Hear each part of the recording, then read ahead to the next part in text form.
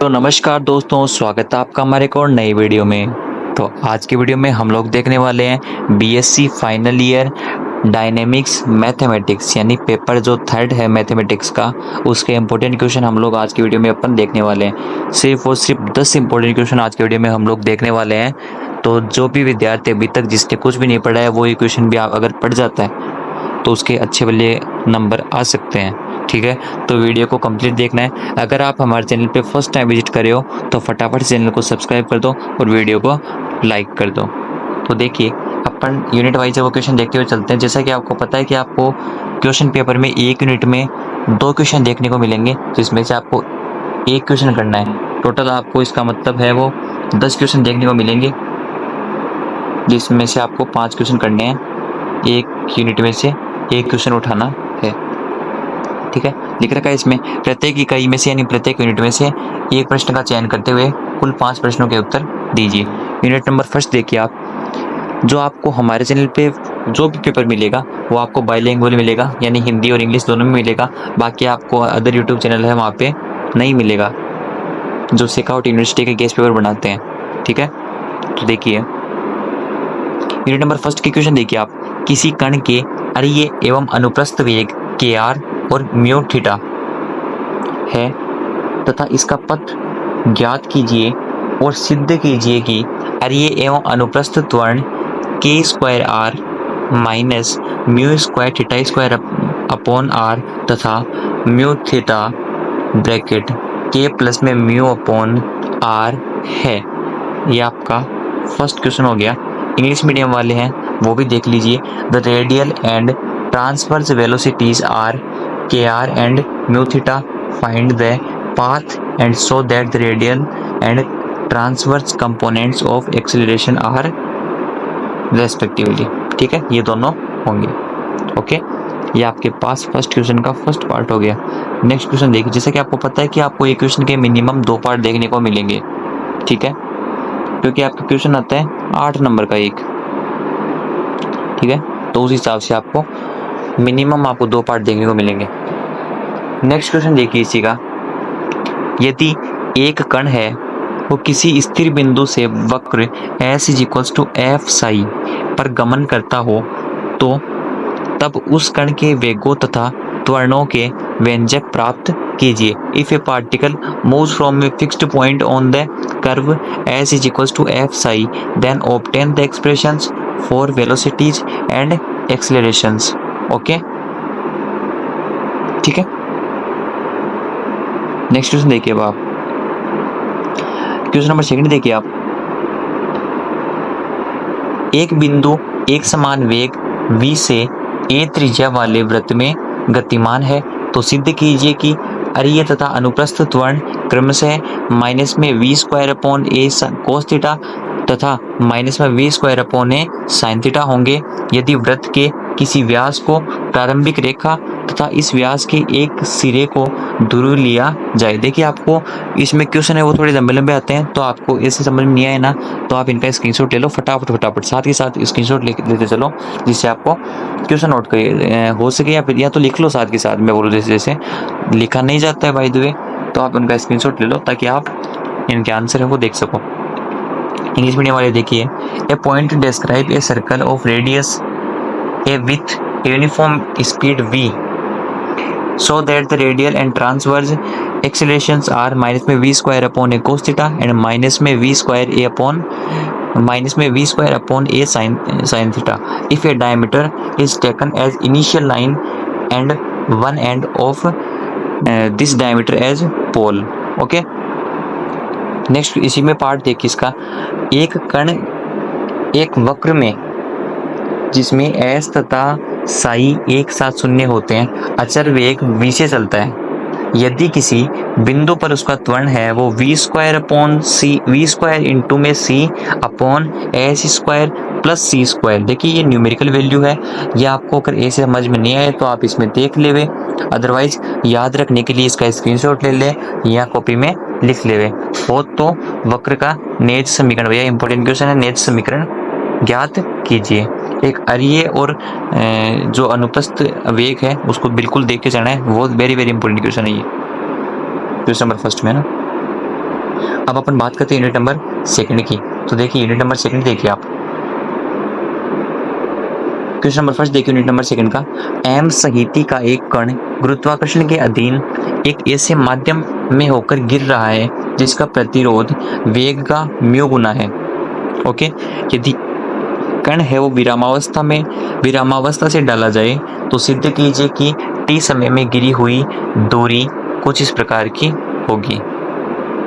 ठीक है, English medium वाले देख लीजिए।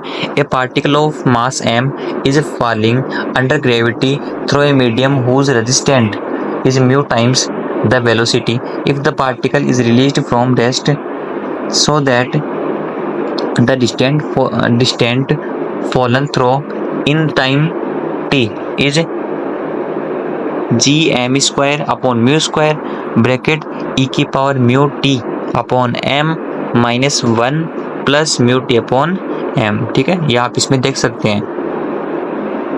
सेकंड पार्ट देखिए इसका। देखिए इसके क्वेश्चन है वो थोड़े बड़े बड़े आते हैं, तो इसे घबराए नहीं कि पता नहीं क्वेश्चन कितना बड़ा होगा क्या होगा, बस क्वेश्चन देखने में बड़ा है, बाकी वैल्यू अपने को यूज करनी है और कुछ नहीं करना ना। सेकंड पार्ट देखिए इसका। एक भारी कण ऊर्ध्वाधर दिशा में ऊपर की ओर ऐसे माध्यम में फेंका जाता है कि जिसका प्रतिरोध है वो वेग के समानुपाती है। यदि किसी बिंदु पर कण का वेग है वो क्रमशः va एंड v2 ऊपर जाते तथा आते समय हो, ऊपर जाते समय v1 होगा और नीचे आते समय v2 होगा तथा बिंदु से गुजरने में समय का जो अंतराल है वो t हो। यदि v कण का अंतिम वेग है तो सिद्ध कीजिए कि v1 प्लस में v2 is equals to gt and capital में v माइनस में v2 is equals to capital में v माइनस में स्मॉल में v2 ब्रैकेट में अपने पास से कैपिटल में v माइनस में स्मॉल में v1 इज और इनटू में e की पावर है वो अपने पास है माइनस में gt बाई v। मैं इसको एक बार हटा देता हूँ जिससे आप इसका स्क्रीनशॉट ले सको। ठीक है, आप इसका स्क्रीनशॉट ले लो फटाफट। तो चलिए आगे बढ़ते हैं अपन। आगे देखिए नेक्स्ट क्वेश्चन, क्वेश्चन नंबर 4 देखिए आप। एक कण को प्रतिरोधी माध्यम जिसका प्रतिरोध है वो वेग के वर्गानुपाती है में गुरुत्वाकर्षण के अधीन यूं वेग से सीधे ऊपर की ओर फेंका जाता है तो कण की गति की विवेचना कीजिए। A particle is projected upwards with velocity U under gravity in resisting medium due to which resistance varies as the square of velocity to discuss the motion of the particle. Okay, चलिए next question देखिए, question number 4 का B part. एक बंदूक की गोली, very very important question है। एक बंदूक की गोली है वो एक लकड़ी के तख्ते में घुसकर अपने वेग की 1/15 भाग को खो देती है। ठीक है, तो ऊर्जा के सिद्धांत से ये ज्ञात कीजिए कि गोली को विरामावस्था में लाने के लिए ऐसे कितने तख्तों की आवश्यकता होगी।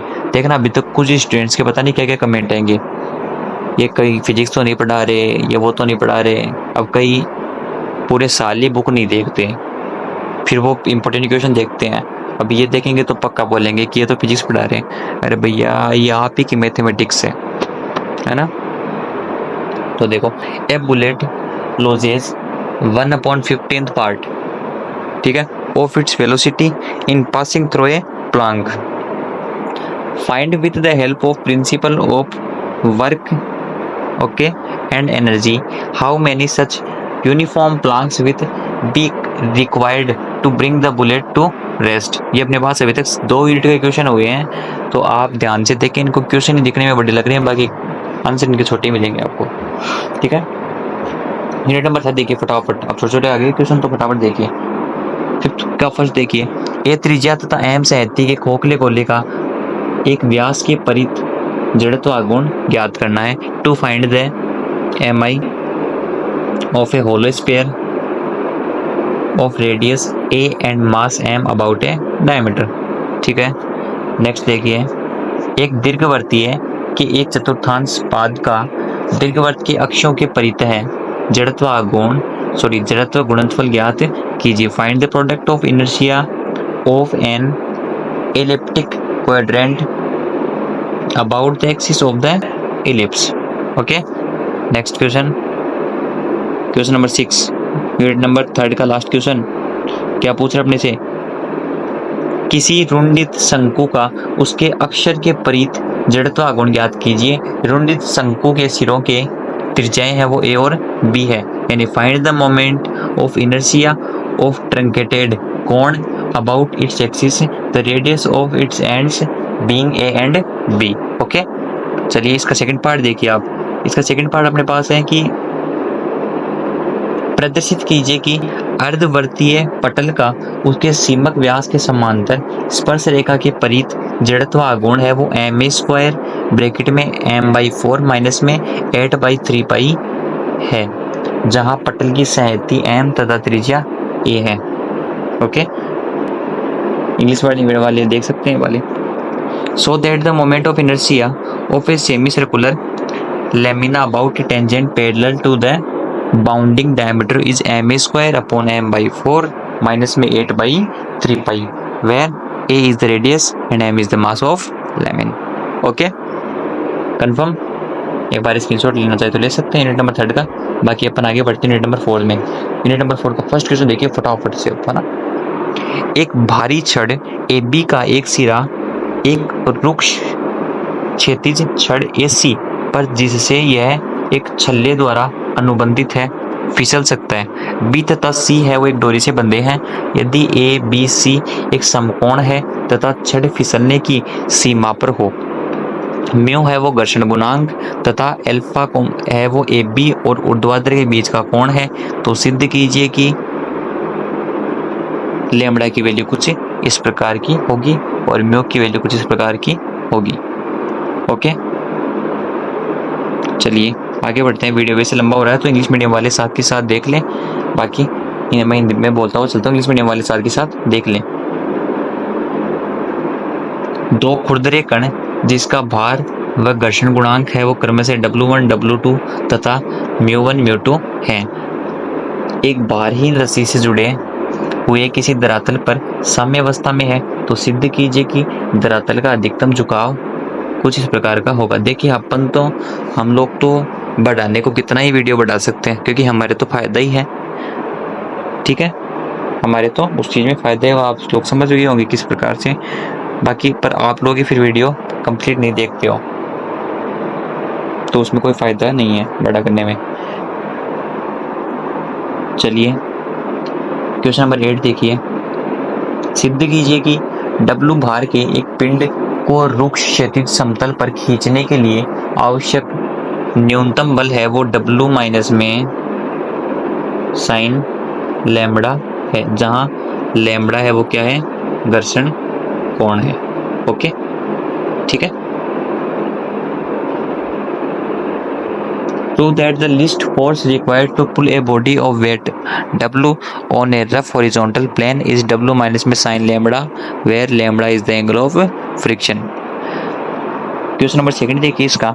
एक पूर्ण रुक्ष तल क्षैतिज से कोण है वो अल्फा पर झुका हुआ है, तो प्रदर्शित कीजिए कि तल पर विरामावस्था में रह सकने वाले दीर्घवृत्त की न्यूनतम उत्केंद्रता कुछ इस प्रकार होगी। ये वेरी वेरी इंपॉर्टेंट क्वेश्चन है, लगा लेना इसको, ठीक है। क्वेश्चन नंबर 5 देखिए, सॉरी यूनिट नंबर 5 में देखिए क्वेश्चन नंबर 9। प्रदर्शित कीजिए कि एक अंतहीन जंजीर जो त्रिज्या A की एक वृत्ताकार गिरनी के 2/3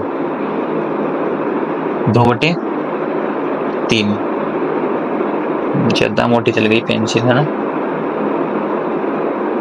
2/3 ओके, परिधि से संपर्क में है तो उसकी लंबाई है वो कुछ प्रकार की होगी। ये भी वेरी वेरी इंपॉर्टेंट क्वेश्चन है।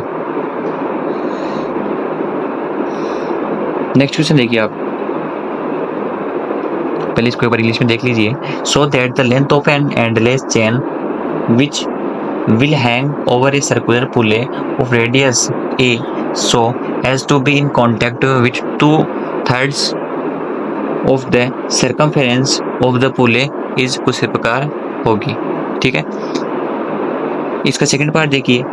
क्षैतिज समतल पर 150 मीटर यानी 150 मीटर दूर दो बिंदु A एंड B से एक भारी एक समान 155 मीटर लंबी रस्सी लटकी हुई है। प्रदर्शित कीजिए कि इसके निम्नतम बिंदु पर तनाव रस्सी के भार का लगभग 1.08 गुना है, ठीक है। लास्ट क्वेश्चन 10th क्वेश्चन, ठीक है। एक भारी एक समान जंजीर ए बी गुरुत्वाकर्षण के अधीन लटकी हुई है, ठीक है, जिसका जो एक सिरा है वो ए स्थिर है तथा दूसरा सिरा बी है वो एक हल्की डोरी BC द्वारा बंधा हुआ है। ए स्थिर है और जो बी है वो एक हल्की डोरी BC द्वारा बंधा हुआ है, जहां ए के समान स्तर पर C बिंदु स्थित है। जंजीर तथा डोरी की लंबाइयां इस प्रकार है कि जंजीर के सिरे ए तथा बी क्षैतिज से क्रमशः 60 डिग्री और 30 डिग्री के कोण बनाते हैं। तो सिद्ध कीजिए कि डोरी तथा जंजीर की लंबाइयों का जो अनुपात है वो √3 - 1/1 है। ओके, इंग्लिश मीडियम वाले विद्यार्थी देख ले वे, साथ ही अपन लास्ट क्वेश्चन करते हैं अब 10th का बी पार्ट। रात को वीडियो शूट कर रहा हूँ तो मेरे को भी नींद आने लग गई है, रियलिटी बता रहा हूँ। यदि समान ऊंचाई के दो बिंदुओं से एक समान लंबाई की एक जंजीर इस प्रकार लटकी हुई है कि विस्तृत 2D के लिए बिंदुओं पर तनाव है वो न्यूनतम है, प्रदर्शित कीजिए कि C है वो निम्न समीकरण से ज्ञात होता है। cot D/C = BC, ठीक है। चलो इसका और देख लेंगे इसमें कि if the length of uniform chain suspended between points at the same level is adjusted so that the tension at the points of support is a minimum for that particular span 2D, so that the equation to determine C is कुछ इस प्रकार होगी, ये रही, ठीक है। cot DC = DC, ठीक है। तो आई होप आपको वीडियो पसंद आया होगा। तो अगर आपको वीडियो अच्छा लगता है हमारे गेस्ट पेपर, तो वीडियो को लाइक कर देना। चैनल पे फर्स्ट टाइम विजिट करिए तो चैनल को सब्सक्राइब कर देना। और अगर आपकी मर्जी हो कमेंट करने की तो कमेंट कर सकते हो, कमेंट सेक्शन आपके लिए ओपन है। आपको नेक्स्ट गेस्ट पेपर है वो किसका चाहिए वो भी आप हमें बता सकते हो। मिलते हैं नेक्स्ट वीडियो में, तब तक के लिए जय हिंद, जय भारत।